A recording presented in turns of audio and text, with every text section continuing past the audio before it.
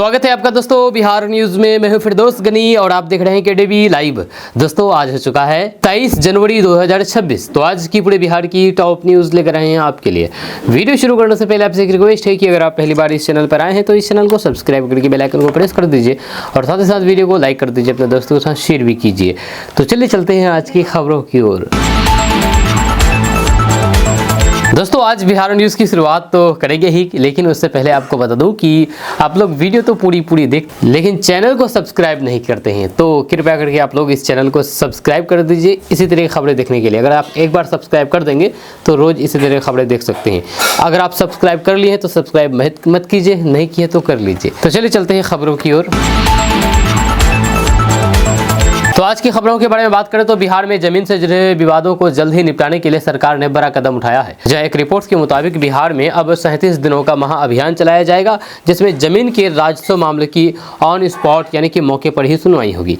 इसका मकसद ये है कि दाखिल खारिज, जमाबंदी, परिमार्जन, नापी और फिर अन्य भूमि विवाद जैसे मामले सालों तक लटके नहीं रहेंगे और लोगों को जल्दी न्याय मिल सके। खबर के अनुसार इस अभियान के दौरान अधिकारी गाँव पंचायत स्तर पर तक पहुँच करके लोगों की शिकायतें सुनेंगे और फिर वहीं पर समस्या का समाधान करने की कोशिश करेंगे।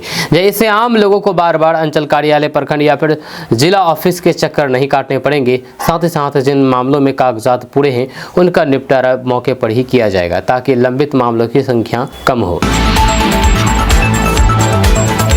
दोस्तों बिहार में राशन कार्ड को लेकर के प्रशासन ने सख्ती शुरू कर दी है। रिपोर्ट्स के मुताबिक बिहार में अपात्र राशन कार्ड धारकों पर कार्रवाई करते हुए करीब 11,300 राशन कार्ड रद्द करने की प्रक्रिया शुरू कर दी गई है। इसका मकसद ये है कि सरकारी राशन योजना का फायदा सिर्फ उन्हीं लोगों को मिले जो वास्तव में इसके हकदार हैं।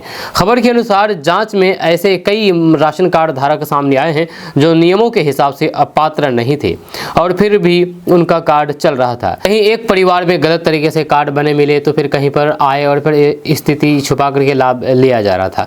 जहां इसी वजह से अब प्रशासन ने लिस्ट बना करके कार्ड कैंसिल करने की कार्रवाई शुरू कर दी है।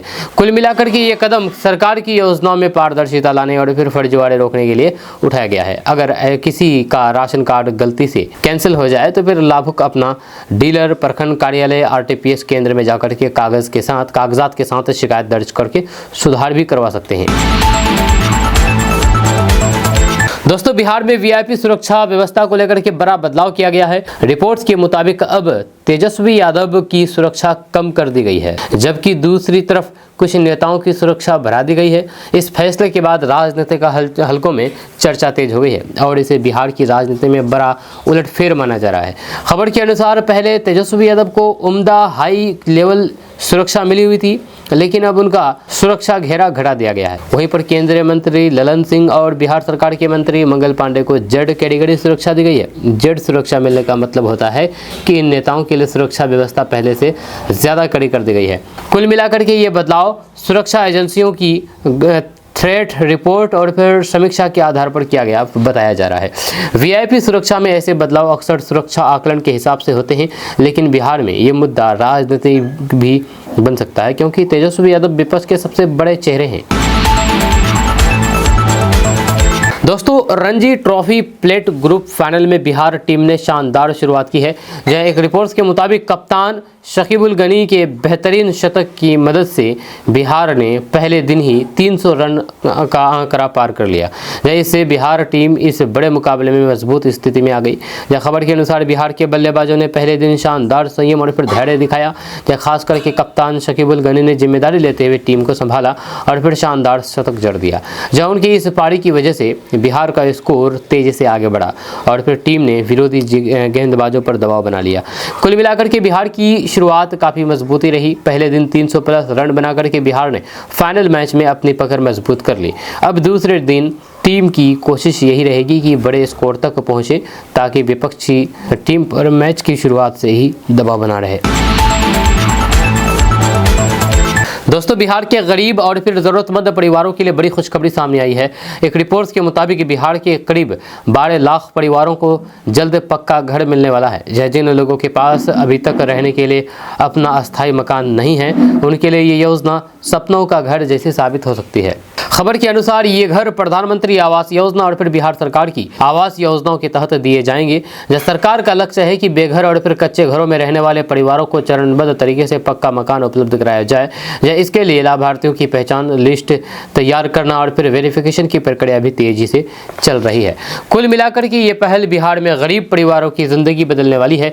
जब पक्का घर मिलने से लोगों को बारिश, ठंड, बाढ़ जैसी परेशानियों से राहत मिलेगी, वहीं पर बच्चों की पढ़ाई और फिर परिवार की सुरक्षा बेहतर होगी और फिर जीवन स्तर में बड़ा सुधार आएगा। दोस्तों, नीतीश कुमार की समृद्धि यात्रा के दौरान एक ऐसा वाक्य सामने आया है जिसकी खूब चर्चा हो रही है। जहाँ एक रिपोर्ट्स के मुताबिक भाषण के दौरान जब मुख्यमंत्री नीतीश कुमार बोल रहे थे तभी कुछ महिलाएं वहां से उठ करके जाने लगी थी। ये देख करके सीएम नीतीश कुमार अचानक नाराज हो गए और मंच से ही उन्होंने कहा कि अरे महिला सब क्यों भाग रही हो, बैठो। खबर के अनुसार यह घटना उस समय हुई जब मंच पर भीड़ मौजूद थी और मुख्यमंत्री नीतीश कुमार अपनी बात रख रहे थे। लेकिन महिलाओं के उठ करके जाने पर सीएम नीतीश कुमार को लगा कि लोग उनकी बात को ध्यान से नहीं सुन रहे हैं या फिर कार्यक्रम में अनुशासन नहीं है। इसी वजह से उन्होंने बीच भाषण में ही उन्हें रोकने की कोशिश की और फिर नाराजगी जाहिर कर दी। मिलाकर के ये वीडियो बयान अब सोशल मीडिया पर तेजी से वायरल हो रहा है। कुछ लोग इसे सीएम का गुस्सा बता रहे हैं तो कुछ लोग इसे कार्यक्रम को अवस्थित रखने वाली बात कह रहे हैं। इस घटना के बाद एक बार फिर से सीएम नीतीश कुमार के भाषण और फिर उनके स्टाइल को लेकर के राजनीतिक चर्चा तेज हो गई है। दोस्तों, बिहार के स्वास्थ्य और फिर मेडिकल एजुकेशन सेक्टर के लिए बड़ी खबर सामने आई है। एक रिपोर्ट के मुताबिक बिहार के स्वास्थ्य विभाग को जल्द ही 257 प्रधान अध्यापक और 621 सह प्रधान अध्यापक मिलने जा रहे हैं। इसके लिए भर्ती प्रक्रिया को आगे बढ़ाते हुए काउंसलिंग का शेड्यूल भी जारी कर दिया गया है। खबर के अनुसार इस नियुक्ति से बिहार के मेडिकल कॉलेजों और फिर सरकारी अस्पतालों में फैकल्टी की कमी काफी हद तक पूरी होगी। या लंबे समय से डॉक्टरों और फिर छात्रों को परेशानी हो रही थी और फिर सह प्रधान अध्यापक के पद खाली थे।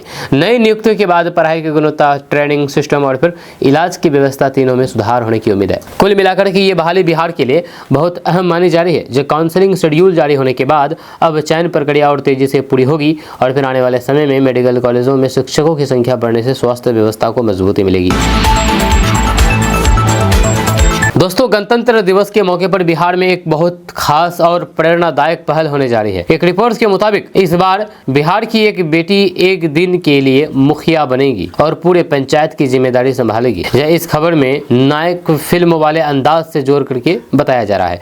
मतलब जिस तरह फिल्म में एक आम आदमी एक दिन के लिए सिस्टम की जिम्मेदारी लेकर के बदलाव लाता है, उसी तरह ये लड़की भी एक दिन के लिए पंचायत का नेतृत्व करेगी। खबर के अनुसार ये पहल बेटियों को आगे बढ़ाने और फिर उनमें नेतृत्व की क्षमता विकसित करने के लिए की जा रही है। एक दिन की मुखिया बनने के बाद वह पंचायत के कामकाज को समझेगी, लोगों की समस्या सुनेगी, योजनाओं की समीक्षा करेगी और फिर अधिकारियों से बातचीत करके प्रशासनिक कामकाज का अनुभव लेगी। इससे लड़कियों को यह संदेश मिलेगा कि वे भी नेतृत्व कर सकती है और फिर समाज में बदलाव ला सकती है। कुल मिलाकर के ये पहल बिहार में बेटियों के सशक्तिकरण की दिशा में एक मजबूत कदम माना जा रहा है। इससे गांव देहात की लड़कियों को आत्मविश्वास मिलेगा और फिर लोगों की सोच भी बदलेगी कि बेटियां सिर्फ घर तक सीमित नहीं बल्कि पंचायत और फिर प्रशासन तक की जिम्मेदारी संभालने में सक्षम है। दोस्तों, बैंकिंग सिस्टम को ज्यादा जवाबदेह और पारदर्शी बनाने के लिए सरकार अब एक नया कदम उठाने जा रही है। रिपोर्ट्स के मुताबिक अब बैंकों की परफॉर्मेंस के आधार पर रैंकिंग तय की जाएगी। यानी कि कौन सा बैंक सरकारी योजना, लोन वितरण, शिकायत निपटारे और फिर सर्विस में कितना अच्छा काम कर रहा है, ये सब अब साफ तरीके से मापा जाएगा। खबर के अनुसार जिन बैंकों का प्रदर्शन लगातार खराब रहेगा उन पर सरकार सख्त कार्रवाई कर सकती है। यह रिपोर्ट में बताया गया है कि खराब परफॉर्मेंस करने वाले बैंकों को ब्लैक लिस्ट भी किया जा सकता है। इसका मतलब यह होगा कि ऐसे बैंकों को सरकारी योजना या फिर कुछ सरकारी कामों में प्राथमिकता नहीं मिलेगी और फिर जरूरत पड़ने पर उसे सिस्टम से बाहर भी किया जा सकता है। कुल मिलाकर कि ये फैसला आम लोगों के लिए फायदेमंद माना जा रहा है, क्योंकि अक्सर देखा जाता है कि कई बैंकों में लोन, सब्सिडी, किसान क्रेडिट, पीएम किसान योजनाओं या फिर पेंशन संबंधित कार्यों में टाल मटोल होती है। अब रैंकिंग और फिर ब्लैक लिस्टिंग का डर रहेगा तो फिर बैंक भी अपना काम तेजी में करेंगे और फिर जनता को बेहतर सेवा मिलने की उम्मीद बढ़ेगी।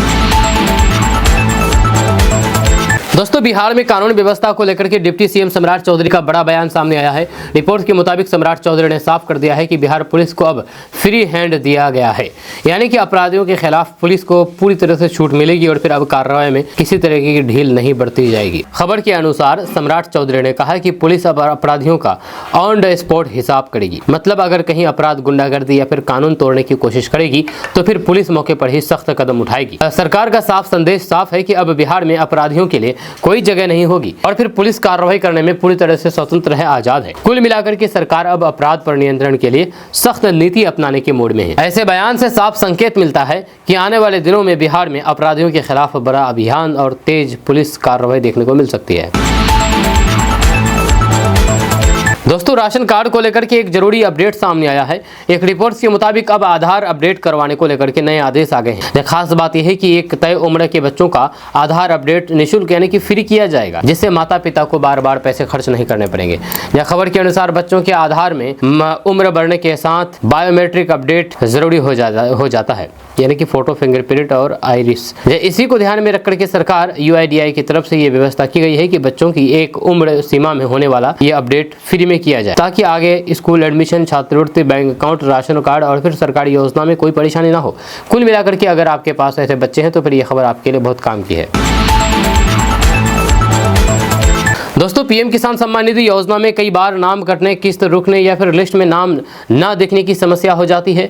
इसलिए अगर आप जानना चाहते हैं कि आपका नाम पीएम किसान लिस्ट में है या नहीं, तो फिर आप ये काम घर बैठे मोबाइल के माध्यम से ही कर सकते हैं। या सबसे पहले अपने मोबाइल में पीएम किसान की ऑफिशियल वेबसाइट pmkisan.gov.in खोलिए। वहाँ पर आपको बेनिफिशियरी स्टेटस या फिर बेनिफिशियरी लिस्ट का ऑप्शन मिलेगा। वहाँ पर बेनिफिशियरी स्टेटस में जाकर के आप Aadhaar number, account number, mobile number डाल करके अपनी डिटेल चेक कर सकते हैं। वहाँ पर बेनिफिशियरी लिस्ट में राज्य, जिला, ब्लॉक और फिर गांव चुनकर की पूरी लिस्ट में अपना नाम देख सकते हैं। अगर सिस्टम में पेमेंट सक्सेस दिखे तो फिर आपका पैसा आने की संभावना रहती है, लेकिन अगर पेंडिंग या फिर रिजेक्टेड दिखे तो फिर आपको तुरंत eKYC, बैंक अकाउंट, आधार लिंकिंग और फिर जमीन के कागज संबंधित जानकारी सही करवानी हो चाहिए, वरना आप अगली किस्त अटक सकती है। दोस्तों पीएम किसान योजना को लेकर के सोशल मीडिया और फिर कई खबरों में ये दावा किया जा रहा है कि अब किसानों को 6,000 रुपए की जगह 12,000 रुपए सालाना मिलेंगे, लेकिन असल में ये नई योजना लागू नहीं हुई है। जी हाँ, दरअसल दिसंबर 2024 में एक संसदीय समिति ने सुझाव दिया था कि बढ़ती महंगाई को देखते हुए पीएम किसान योजना की राशि 6,000 रुपए से बढ़ा करके 12,000 की जानी चाहिए। इसी पर संसद में सवाल भी पूछा गया, लेकिन सरकार की तरफ से स्पष्ट जवाब आया है कि अभी ऐसा कोई प्रस्ताव सरकार के विचार में नहीं है। यानी कि फिलहाल पीएम किसान योजना के तहत किसानों को पहले की तरह ही 2,000 रुपए की 3 किस्तों में कुल 6,000 रुपए ही मिलेंगे सालाना। कुल मिलाकर के खबरों में 12,000 मिलेंगे वाली बात अभी सिर्फ चर्चा, सिफारिश है, कोई पक्का फैसला नहीं है। अगर आगे सरकार बजट या फिर किसी नई घोषणा में इसे लागू करती है तो तभी किसानों को राशि बढ़ करके मिलेगी। दोस्तों बिहार के कलाकारों के लिए राहत भरी खबर सामने आई है। एक रिपोर्ट्स के मुताबिक बिहार सरकार की कलाकार पेंशन योजना के तहत अब पात्र कलाकारों को हर महीने 3,000 रुपये पेंशन दी जाएगी। इससे उन कलाकारों को बड़ी मदद मिलेगी जो उम्र या फिर आर्थिक परेशानी के कारण अब नियमित कमाई नहीं कर पा रहे हैं। यह खबर के अनुसार इस योजना का मकसद बिहार की कला और फिर संस्कृति से जुड़े हुए कलाकारों को सम्मान के साथ आर्थिक सहारा देना है। खास करके लोक कलाकार, पारंपरिक कला से जुड़े हुए लोग, नाटक, संगीत, गायन, नृत्य और दूसरे सांस्कृतिक क्षेत्र में काम करने वाले कलाकार जिनकी जिंदगी अक्सर संघर्ष में गुजरती है, उन्हें इस योजना से अस्थायी मदद मिलेगी। कुल मिलाकर के यह फैसला बिहार के कलाकारों के लिए सम्मान प्लस सुरक्षा दोनों तरह की है। वहीं पर अगर किसी कलाकार के पास जरूरी दस्तावेज और फिर पात्रता है तो फिर वे आवेदन करके इस योजना का लाभ उठा सकते हैं और हर महीने 3,000 रुपए की पेंशन के जरिए अपनी जिंदगी को थोड़ा आसान बना सकते हैं। दोस्तों सर्दियों में बहुत से लोगों को साइनस की परेशानी बढ़ जाती है, यानी कि नाक बंद रहना, सिर भारी लगना, चेहरे में दबाव, छींकी और फिर गले में जलन जैसी दिक्कतें सामने आ जाती है। वहीं पर एक रिपोर्ट्स के मुताबिक डॉक्टरों का कहना है कि ठंड के मौसम में हवा सूखी हो जाती है, धूल धुआं भर जाती है और फिर बार बार ठंडी हवा लगने से नाक के अंदर की झिल्ली सूज जाती है। इसी वजह से साइनस की समस्या जल्दी ट्रिगर होती है। डॉक्टरों के अनुसार सर्दियों में कम पानी पीने और फिर गर्म ठंडे के बदलाव से भी नाक के अंदर म्यूकस यानी कि बलगम गारा हो जाता है। जब म्यूकस सही से बाहर नहीं निकलता है तो फिर साइनस में सूजन और फिर इन्फेक्शन का खतरा बढ़ जाता है।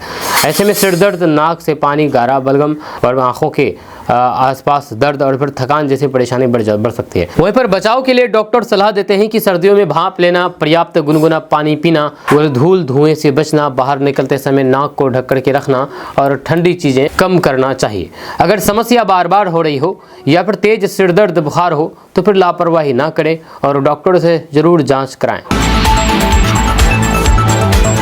दोस्तों, कोलेस्ट्रॉल बढ़ना आजकल एक आम लेकिन खतरनाक समस्या बन चुकी है, क्योंकि इसकी शुरुआत में अक्सर कोई साफ लक्षण नहीं दिखते हैं। एक न्यूज़ चैनल की रिपोर्ट के मुताबिक डॉक्टरों का कहना है कि जब शरीर में खराब कोलेस्ट्रॉल बढ़ता है तो फिर वह धीरे धीरे खून की नसों में जमा होने का होकर के ब्लॉकेज बनाने लगता है। यही ब्लॉकेज आगे चल करके हार्ट अटैक और फिर स्ट्रोक जैसे गंभीर परेशानी की वजह बन सकती है। वहीं पर डॉक्टरों के अनुसार जब नसें ब्लॉक होने लगती है तो फिर शरीर के अलग अलग हिस्सों में इसके संकेत दिखने लगते हैं, जैसे सीने में दर्द या फिर भारीपन, थोड़ा चलने या फिर सीढ़ी चढ़ने पर सांस फूलना, जल्दी थक जाना, दिल की धड़कन तेज होना और फिर कई बार पसीना आना। ये लक्षण हार्ट तक जाने वाली नसों में ब्लॉकेज का संकेत हो सकते हैं। इसके अलावा पैरों की नसें प्रभावित हो तो फिर चलते समय पिंडली में दर्द, पैरों में झुनझुनाहट, ठंडापन या फिर सुन्नपन महसूस हो सकता है। कुल मिलाकर के डॉक्टर यही सलाह देते हैं कि कोलेस्ट्रॉल की सही पहचान लक्षणों से नहीं बल्कि लिपिड प्रोफाइल टेस्ट से होती है। इसलिए अगर आपकी उम्र 30+ है, वजन ज़्यादा है, ब्लड प्रेशर, शुगर की समस्या है या फिर परिवार में हार्ट की हिस्ट्री है तो फिर समय समय पर जांच जरूर कराएं। साथ ही रोजाना पैदल चलना, तला भुना कम करना, धूम्रपान से दूर रहना और फिर सब्जी फल ज़्यादा खाना, ये आदतें कोलेस्ट्रॉल कंट्रोल रखने में बहुत मदद करती है।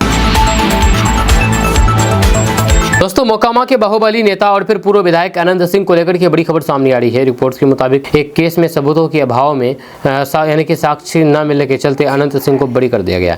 इस फैसले के बाद अब सवाल उठ रहा है कि क्या अब वे जेल से बाहर आएंगे। तो खबर के अनुसार अनंत सिंह के खिलाफ ये मामला आर्म्स एक्ट यानी कि हथियार से जुड़े हुए केस से जुड़ा हुआ रहा है। इसी में पटना हाईकोर्ट ने यह माना है कि सरकार पक्ष आरोपों को मजबूत तरीके से साबित नहीं कर पाई, इसलिए कोर्ट ने उन्हें बरी कर दिया है। अब जेल से बाहर आने वाली बात पर स्थिति यह है कि अगर अनंत सिंह किसी दूसरे केस में बंद नहीं है या फिर किसी अन्य मामले में जमानत सजा बाकी नहीं है तब वे रिलीज हो सकते हैं, लेकिन अगर दूसरे केस चल रहे हैं तो रिहाई उसमें निर्भर करेगी। यानी कि बरी होना बड़ी राहत है, पर जेल से बाहर आना दूसरे मामलों की स्थिति पर तय होगी। दोस्तों, बिहार के ग्रेजुएट युवाओं के लिए एक अच्छी खबर सामने आई है। रिपोर्ट्स के मुताबिक अब मद्य निषेध विभाग में दारोगा सब इंस्पेक्टर बनने का मौका मिल रहा है। ये भर्ती उन युवाओं के लिए खास है जो बिहार में सरकारी नौकरी की तैयारी कर रहे हैं और फिर पुलिस दारोगा लाइन में जाना चाहते हैं। यह खबर के अनुसार ये बहाली मद्य निषेध विभाग में खाली पदों को भरने के लिए निकाली जा रही है। इसमें उम्मीदवारों को पहले ऑनलाइन आवेदन करना होगा, फिर चयन प्रक्रिया में सामान्य रूप से लिखित परीक्षा, उसके बाद फिजिकल टेस्ट और फिर डॉक्यूमेंट्स वेरिफिकेशन जैसी प्रक्रिया पूरी हो सकती है। यानी कि सिर्फ वो पढ़ाई नहीं बल्कि फिटनेस भी जरूरी है। कुल मिलाकर के ये भर्ती बिहार के युवाओं के लिए बड़ा मौका है। जो उम्मीदवार ग्रेजुएशन पूरा कर चुके हैं वे समय रहते आवेदन करके तैयारी शुरू कर दें, क्योंकि मद्य निषेध विभाग में दारोगा बनने के बाद नौकरी में सम्मान के साथ सैलरी और फिर भविष्य की सुरक्षा भी मिलती है। दोस्तों, मुख्यमंत्री नीतीश कुमार की समृद्धि यात्रा को लेकर के बड़ा अपडेट सामने आया है। रिपोर्ट्स के मुताबिक मुख्यमंत्री की समृद्धि यात्रा के दूसरे चरण का कार्यक्रम जारी कर दिया गया है और इसकी शुरुआत 27 जनवरी 2026 से मधुबनी जिले से होगी। जी हां, खबर के अनुसार दूसरे चरण में लगातार 3 दिन मुख्यमंत्री अलग अलग जिलों में जाएंगे। 27 जनवरी को मधुबनी, 28 जनवरी को दरभंगा और फिर 29 जनवरी को समस्तीपुर जाने का शेड्यूल बताया गया है। ये कार्यक्रम मंत्रिमंडल सचिवालय की ओर से जारी आदेश के आधार पर सामने आया है।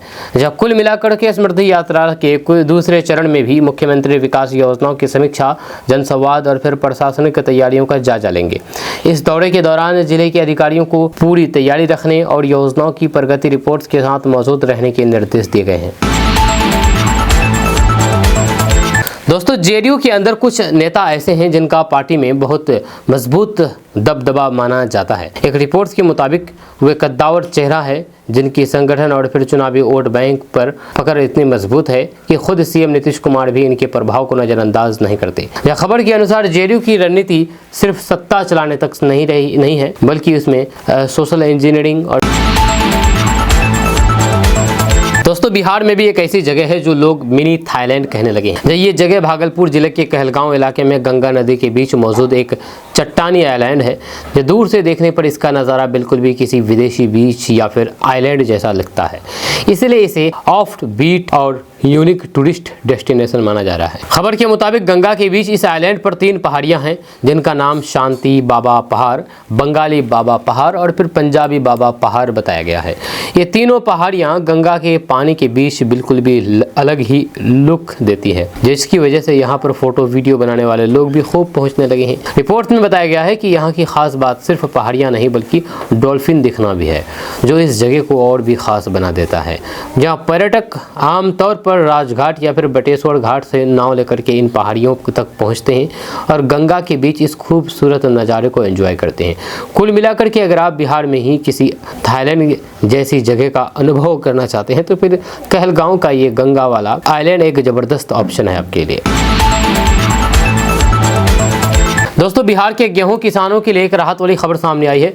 एक रिपोर्ट्स के मुताबिक बिहार में इस बार सरकार किसानों से एमएसपी पर गेहूं की खरीद करेगी और फिर एमएसपी को पिछले साल से बढ़ा करके 2585 रुपये प्रति क्विंटल तय किया गया है। ये पिछले साल के मुकाबले 160 रुपये ज़्यादा है। जब खबर के अनुसार बिहार में गेहूँ बेचने के लिए किसानों को कृषि विभाग के पोर्टल पर ऑनलाइन रजिस्ट्रेशन कराना ज़रूरी होगा। हालांकि जिन किसानों ने पिछले साल रजिस्ट्रेशन कराया था उन्हें दोबारा आवेदन करने की जरूरत नहीं है। अब अगर जानकारी में कोई सुधार करना हो तो फिर अपडेट कर सकते हैं। रिपोर्ट में बताया गया है कि सरकार की खरीद 1 अप्रैल 2026 से शुरू होगी और किसानों को गेहूं बेचने के बाद 48 घंटे के अंदर भुगतान देने की व्यवस्था की जाएगी। इससे किसानों को बाजार में कम दाम मिलने या फिर भुगतान लटकने की चिंता कम होगी। दोस्तों, बिहार पुलिस में काम कर रहे सेना से रिटायर्ड चालकों के लिए अच्छी खबर सामने आई है। एक रिपोर्ट के मुताबिक अब बिहार पुलिस में तैनात ऐसे ड्राइवरों का मानदेय बढ़ाने का ऐलान किया गया है। इससे उन लोगों को बड़ी राहत मिलेगी जो रिटायरमेंट के बाद भी सेवा दे रहे हैं और लंबे समय से मानदेय बढ़ाने की मांग कर रहे थे। खबर के अनुसार ये रिटायर्ड चालक बिहार पुलिस में कई महत्वपूर्ण कामों में लगे रहते हैं, जैसे अधिकारियों की गाड़ियों का संचालन, सरकारी ड्यूटी और फिर जरूरत पड़ने पर इमरजेंसी ड्यूटी भी। ऐसे में सरकार विभाग ने फैसला लिया है कि उनकी सेवा को दिखाते हुए मंथली मानदेय में बढ़ोतरी की जाएगी ताकि उन्हें बेहतर आर्थिक सहयोग मिल सके। कुल मिलाकर के ये फैसला बिहार पुलिस और फिर रिटायर आर्मी ड्राइवर्स दोनों के लिए फायदेमंद है। इससे ड्राइवरों का मनोबल बढ़ेगा और फिर उन्हें सम्मान के साथ बेहतर आमदनी भी मिलेगी। रिपोर्ट में बताया गया है कि बढ़े हुए मानदेय की राशि अब जल्द ही लागू कर दी जाएगी। दोस्तों, ग्रामीण भारत से जुड़े हुए एक बेहद गंभीर और चौंकाने वाली रिपोर्ट सामने आई है। खबर के मुताबिक एक रिसर्च में ये बात सामने आई है कि ग्रामीण भारत में कई परिवार शिक्षा की तुलना में तंबाकू गुटखा पर करीब 2 गुना ज्यादा खर्च कर रहे हैं। यानी कि जहां पर बच्चों की पढ़ाई पर खर्च होनी चाहिए वहां पर बड़ी रकम नशे वाली चीजों पर जा रही है और यही बात सबसे ज्यादा चिंता बनाने वाली है। रिपोर्ट्स के अनुसार तंबाकू और फिर गुटखा जैसे प्रोडक्ट सिर्फ पैसे ही नहीं खा रहे हैं बल्कि लोगों की सेहत भी तबाह कर रहे हैं। खास करके गाँव में युवा और मजदूर वर्ग में गुटखा तंबाकू की आदत तेजी से फैल रही है, जिससे कैंसर, टीबी, मुंह की बीमारी, हार्ट प्रॉब्लम और फिर दूसरी गंभीर बीमारी बढ़ रही है। यही वजह है कि इस खौफनाक तस्वीर को सामने ला करके जागरूकता बढ़ाने की बात कही जा रही है। जी हाँ, खबर में यह बताया गया है कि ओडिशा की बीजेपी सरकार ने गुटखा, पान मसाला जैसे तंबाकू उत्पादों पर बैन लगा दिया है ताकि लोगों को नशे से बचाया जा सके और सार्वजनिक स्वास्थ्य को बेहतर बनाया जा सके। कुल मिलाकर के ये मुद्दा सिर्फ बैन का नहीं बल्कि सोच बदलने का है। अगर गाँव के लोग नशे पर खर्च कम करें तो फिर वही पैसा बच्चों की पढ़ाई, इलाज और फिर घर की जरूरत में लगा करके जिंदगी बदल सकते हैं। दोस्तों, अखिलेश यादव से जब एक कार्यक्रम में मीडिया बातचीत करने के दौरान सवाल पूछा गया कि क्या आप लोग AIMIM से गठबंधन करने जा रहे हैं तो उन्होंने इस पर तुरंत अपनी प्रतिक्रिया दी। रिपोर्ट के मुताबिक ये सवाल सुनते ही अखिलेश यादव ने साफ शब्दों में कह दिया है कि उनकी पार्टी का फोकस पूरी तरह भाजपा को हराने और फिर जनता के मुद्दों पर राजनीति करने पर है, न कि ऐसे गठबंधनों की चर्चाओं पर। जी हाँ, खबर के अनुसार अखिलेश यादव ने इशारों में ये भी बता दिया है कि चुनाव के समय कई तरह की अटकलें उड़ाई जाती है, लेकिन सच्चाई यह है कि समाजवादी पार्टी की रणनीति पूरी तरह से अपने संगठन और फिर जनता के समर्थन के दम पर आगे बढ़ने की है। और उन्होंने कहा है कि विपक्ष का मकसद एक है, भाजपा को रोकना और फिर लोकतंत्र बचाना, लेकिन गठबंधन की बातें समय आने पर स्पष्ट होगी। कुल मिलाकर के अखिलेश यादव ने AIMIM से गठबंधन के सवाल पर सीधा हाँ या नहीं कहा है, बल्कि जवाब को टालते हुए ये संकेत दिया है कि अभी ऐसी बातों पर चर्चा करना सही नहीं है। उन्होंने अपना फोकस जनता की समस्याओं, महंगाई, बेरोजगारी और फिर विकास जैसे मुद्दों पर रखा है। दोस्तों, किशनगंज के एक बजरंग दल के नेता ने लव जिहाद के बारे में बात कही है किशनगंज में। हालांकि पुलिस प्रशासन ने पुष्टि नहीं की है। प्रशासन ने किशनगंज में ऐसी घटनाओं से इनकार कर दिया है। दरअसल किशनगंज सदर थाना क्षेत्र से जुड़ा एक वीडियो सोशल मीडिया पर तेजी से वायरल हो रहा है, जिसमें बजरंग दल के जिला संयोजक सुनील तिवारी ने लव जिहाद को लेकर के गंभीर आरोप लगाए हैं। वीडियो में सुनील तिवारी दावा कर रहे हैं कि किशनगंज जिले के एक प्रतिष्ठित व्यापारी की बेटी इस कथित लव जिहाद का शिकार हुई है। उनका आरोप है कि एक युवक ने लड़की के साथ अश्लील हरकतें की है, जो उसके फोटो और फिर वीडियो बना करके उसे ब्लैकमेल किया है। सुनील तिवारी का कहना है कि आरोपी युवक ने वीडियो वायरल करने की धमकी देकर के लड़की और फिर उसके परिवार से पैसे की मांग की है। जो वहीं पर बजरंग दल के नेता के अनुसार बदनामी के डर से व्यापारी ने आरोपी को कुछ रकम दी ताकि वीडियो और फिर फोटो सोशल मीडिया पर न फैलाए। हालांकि इन दावों की अब तक जिला प्रशासन या फिर पुलिस द्वारा कोई भी आधिकारिक पुष्टि नहीं की गई है। जब सदर थाना या फिर किसी भी थाने में इस संबंध में कोई भी लिखित शिकायत दर्ज नहीं कराई गई है। जब पुलिस सूत्रों का कहना है कि जब तक पीड़ित पक्ष की ओर से कोई भी आवेदन नहीं आता तब तक कोई कार्रवाई संभव नहीं है। जब प्रशासन ने भी इस वीडियो को लेकर के कोई भी बयान जारी नहीं किया है। इस पूरे मामले पर किशनगंज के कई सामाजिक संगठन और फिर बुद्धिजीवियों ने सवाल उठाए हैं। उनका कहना है कि किशनगंज जैसे आपसी भाईचारे और गंगा जमीनी तहजीब के लिए मशहूर जिले में इस तरीके के लव जिहाद के दावे समाज में नफरत और फिर डर फैलाने का काम करते हैं। स्थानीय लोगों का साफ कहना है कि किशनगंज में इस तरीके की कोई भी सुनियोजित लव जिहाद की घटनाएं नहीं होती है। जहाँ कुछ लोग अगर गंदे हैं तो ये नहीं, इसका मतलब ये नहीं कि लव जिहाद हो रहा है। यह समाज के जानकारों का कहना है कि जिहाद शब्द का असल मतलब संघर्ष होता है, लेकिन ये संघर्ष आत्म सुधार, शिक्षा, समाज सुधार और फिर बुराइयों के खिलाफ होता है, ना कि किसी धर्म विशेष के खिलाफ साजिश। वहीं पर अफसोस की बात यह है कि आज के दौर में कुछ लोग इस शब्द को गलत संदर्भ में इस्तेमाल करके समाज को बांटने की कोशिश कर रहे हैं। वहीं पर स्थानीय लोगों ने प्रशासन से मांग की है कि वायरल वीडियो की निष्पक्ष जांच कराई जाए और फिर अगर आरोप गलत है तो फिर अफवाह फैलाने वालों पर कार्रवाई हो। वहीं पर अगर कोई भी पीड़ित वास्तव में सामने आती है तो फिर उसे न्याय दिलाया जाए। जब फिलहाल इस पूरे मामले पर पुलिस की नजर बनी हुई है, लेकिन बिना शिकायत के कोई भी कार्रवाई नहीं की जा रही है। अब ये जांच और फिर कानून की कार्रवाई पर निर्भर करेगा। आपका इसके बारे में क्या कहना है, नीचे कमेंट बॉक्स में कमेंट करके जरूर बताइएगा। किशनगंज से एक हैरान कर देने वाला मामला सामने आया है, जहां पर 10 से 12 साल की दो बच्चियों ने अचानक महंगे सामान की खरीदारी करके सबको चौंका दिया। आमतौर पर भीख मांगने वाली इन बच्चियों के पास अचानक बड़ी रकम कैसे आई, ये सवाल अब पूरे इलाके में चर्चा का विषय बना हुआ है। महंगी साइकिल, मोबाइल और कपड़ों की खरीदारी के बाद बच्चियां फरार हो गई है। जब सूचना मिलते ही पुलिस मौके पर पहुंची। अब पूरे मामले की गंभीरता से जाँच की जा रही है। तो चले चलते खबरों की ओर।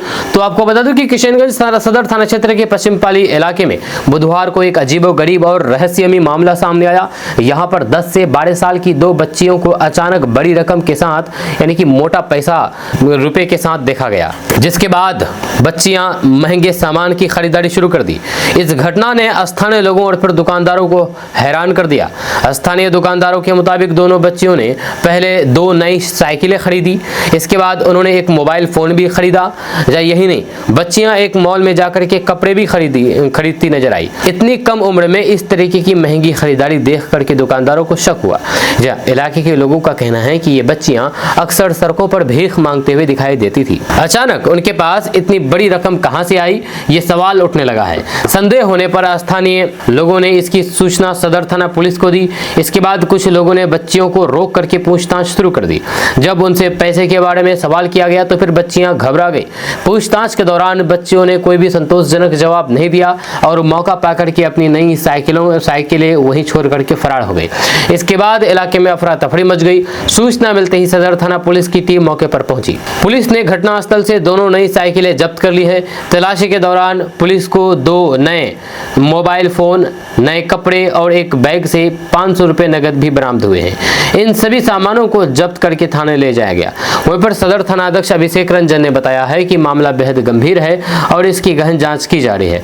पुलिस बच्चों की पहचान करने में जुटी हुई है, साथ ही साथ ये भी पता लगाया जा रहा है कि उनके पास इतनी बड़ी रकम आखिर आई कहां से। वहीं पर पुलिस ये जांच कर रही है कि कहीं बच्चियां किसी गिरोह के संपर्क में तो नहीं आई थी या फिर किसी अपराध से जुड़ा हुआ मामला तो नहीं है। इलाके के लोगों में भी इस घटना को लेकर के कई तरह की चर्चाएं हो रही है। फिलहाल पुलिस बच्चों की तलाश कर रही है और उनके परिजनों तक पहुंचने का प्रयास किया जा रहा है। दोस्तों, किशनगंज में सरस्वती पूजा को लेकर के प्रशासन ने बड़ा आदेश दे दिया है। प्रशासन का कहना है कि इस बार सरस्वती पूजा में डीजे और अश्लील गानों पर पूरी तरह से रोक रहेगी। वहीं पर बिना लाइसेंस के मूर्ति विसर्जन की अनुमति नहीं होगी। जब पूजा को शांतिपूर्ण और सौहार्दपूर्ण माहौल में संपन्न कराने के लिए जिला प्रशासन और फिर पुलिस लगातार बैठकें कर रही है। सुरक्षा व्यवस्था कड़ी कर दी गई है ताकि किसी भी तरह के अराजकता पर तुरंत कार्रवाई की जा सके। जहाँ किशनगंज में सरस्वती पूजा के पावन अवसर पर बसंत पंचमी को लेकर के तैयारियां तेज हो गई है। ये पर्व 23 जनवरी को पूरे श्रद्धा और फिर उत्साह के साथ मनाया जाएगा। इस किशनगंज शहर से लेकर के ग्रामीण इलाकों तक पूजा को लेकर के जबरदस्त रौनक देखने को मिल रही है। स्कूल, कॉलेज, कोचिंग सेंटर और फिर मोहल्लों में पूजा पंडाल सजाए जा रहे हैं। वहीं पर किशनगंज शहर के विभिन्न इलाकों में रंग बिरंगे फूलों, आम के पत्तों, रंगोली और फिर पारंपरिक सजावट से पंडालों को आकर्षक रूप दिया जा रहा है। वहीं पर खास करके छात्र छात्राओं में इस पर्व को लेकर के काफी उत्साह है। वहीं पर बच्चे नए कपड़े पहन करके अपनी किताबें, कॉपी और फिर कलम पूजा में रखेंगे और फिर सरस्वती से विधा, बुद्धि और फिर सफलता की कामना करेंगे। जहाँ कई शिक्षण संस्थानों में भजन कीर्तन और फिर सांस्कृतिक कार्यक्रमों की भी तैयारी चल रही है। वहीं पर बाजारों में मूर्तिकार सरस्वती की प्रतिमा को अंतिम रूप देने में जुटे हुए हैं। जहाँ इस साल इको फ्रेंडली प्रतिमाओं की मांग ज्यादा देखी जा रही है। वहीं पर सरस्वती की छोटी बड़ी प्रतिमाएं लोगों को खूब आकर्षित कर रही है। मूर्तिकारों का कहना है कि इस बार बिक्री पिछले साल की तुलना में बेहतर है, जिससे कलाकारों में खुशी है। वहीं पर पूजन सामग्री की दुकानों पर भारी भीड़ देखी जा रही है। श्रद्धालु पीले फूल, हल्दी, धूप, दीप, मिठाई, फल, नारियल, किताबें और फिर कलम खरीद रहे हैं। वहीं पर बसंत पंचमी पर पीला रंग शुभ माना जाता है, इसलिए पीले कपड़ों की मांग भी बाजार में बढ़ गई है। वहीं पर इधर प्रशासन ने त्योहार को लेकर के पूरी सतर्कता बरतनी शुरू कर दी है। जिला पदाधिकारी और फिर पुलिस अधीक्षक की अध्यक्षता में शांति समिति की बैठक की गई। वहीं पर सभी थानों में निर्देश दिया गया है कि डीजे और फिर अश्लील गानों पर सख्त प्रतिबंधित रहेगा। बिना लाइसेंस के मूर्ति विसर्जन करने वालों पर एफआईआर कानूनी कार्रवाई की जाएगी। वहीं पर पुलिस ने गश्ती बढ़ा दी है और फिर संवेदनशील इलाकों में विशेष निगरानी रखी जा रही है। असामाजिक तत्वों पर कड़ी नजर रखी जा रही है ताकि त्योहार के दौरान कोई माहौल खराब न कर सके। प्रशासन ने आम लोगों से भी अपील की है कि वे नियमों का पालन करें और शांति व्यवस्था बनाए रखने में सहयोग करें। कुल मिलाकर के किशनगंज में सरस्वती पूजा को लेकर के उत्साह भी है और प्रशासनिक सख्ती भी, ताकि पर्व सौहार्दपूर्ण माहौल में संपन्न हो सके। आपका इसके बारे में क्या कहना है, नीचे कमेंट बॉक्स में कमेंट करके जरूर बताइएगा। दोस्तों, किशनगंज में प्रस्तावित सैनिक कैंप को लेकर के न्यूज 18 चैनल ने बहुत ही गलत और भ्रामक खबर चलाई है। न्यूज 18 ने सीधे सीधे इसके लिए एआईएमआईएम को जिम्मेदार माना है। न्यूज 18 का कहना है कि यहां पर ग्रामीणों ने नहीं बल्कि एआईएमआईएम इस सैनिक कैंप का विरोध कर रहे हैं। जैसे कि आप अपने मोबाइल स्क्रीन पर एक तस्वीर देख सकते हैं। इस तस्वीर में न्यूज 18 ने लिखा है कि क्या बांग्लादेश बॉर्डर के करीब माहौल खराब करना चाहती है एआईएमआईएम? चिकन नेक के पास अशांति की कोशिश से इरादों पर सवाल। यानी कि सीधे सीधे एआईएमआईएम पर यह ठिकरा फोड़ दिया है। जहां न्यूज 18 का कहना है कि एआईएमआईएम ही ये चीज करवा रही है, जबकि हकीकत इससे बिल्कुल उलट है। आपको भी पता है कि यहाँ पर सभी पार्टी के द्वारा लगातार इसका विरोध किया जा रहा है। हालांकि कैंप का विरोध नहीं किया जा रहा है, यहाँ पर जमीन देने का विरोध किया जा रहा है। जिस जमीन पर ये कैंप बन रहे हैं वहां पर हजारों लोगों की उस जमीन से आजीविका चलती है और वही एकमात्र सहारा है। उस जमीन को अगर छीन जाए, वो जमीन अगर छीन जाती है तो जाहिर सी बात है लोग बेरोजगार हो जाएंगे, लोग पलायन करने पर मजबूर हो जाएंगे। इसको लेकर के वहां के स्थानीय किसान, स्थानीय ग्रामीण इसका विरोध कर रहे हैं, इसके खिलाफ धरना प्रदर्शन कर रहे हैं। लेकिन न्यूज 18 चैनल लिखते हैं कि यहाँ पर एआईएमआईएम ये चीज करवा रही है, जबकि यहाँ पर आरजेडी, एआईएमआईएम, कांग्रेस, यहाँ तक कि जेडीयू के नेता भी इसके खिलाफ खड़े हो गए हैं और धरना प्रदर्शन में शामिल हो रहे हैं। कल धरना प्रदर्शन था डीएम कार्यालय के सामने में और यहाँ पर सभी दलों के नेता लगभग आए, लेकिन यहाँ पर एआईएमआईएम को सीधा जिम्मेदार बताया गया है कि एआईएमआईएम ही सेना कैंप का विरोध कर रहे हैं। जी हाँ, न्यूज 18 का कहना है कि क्या बांग्लादेश बॉर्डर के करीब माहौल खराब करना चाहती है एआईएमआईएम? चिकन नेक के पास अशांति की कोशिश से इरादों पर सवाल। वहीं पर एआईएमआईएम का विरोध सिर्फ जमीन का मुद्दा है या फिर इसके पीछे कोई गहरी राजनीति, ये भी लिखा है। और भी न्यूज 18 ने लिखा है है कि सेना के नए कैंप को लेकर के जिस तरह से असदुद्दीन ओवैसी की पार्टी AIMIM उतर आई है और इसे अपनी राजनीति में घसीट रही है, वह काफी चिंता पैदा करने वाली है। इस तरीके की बात न्यूज 18 ने अपने मीडिया वेबसाइट पर लिखी है। न्यूज 18 ने यह भी आगे लिखा है कि स्थानीय लोगों का कहना है कि सेना कैंप से इलाके में सुरक्षा बढ़ेगी और विकास को भी गति मिलेगा। जब वहीं पर कुछ किसान जमीन को लेकर के चिंतित जरूर है, लेकिन वे खुले तौर पर धरने के समर्थन में सामने नहीं आए हैं। इससे ये संकेत मिलता है कि विरोध पूरी तरह से सर्वसम्मत नहीं है। ये बात भी न्यूज 18 ने लिखा है।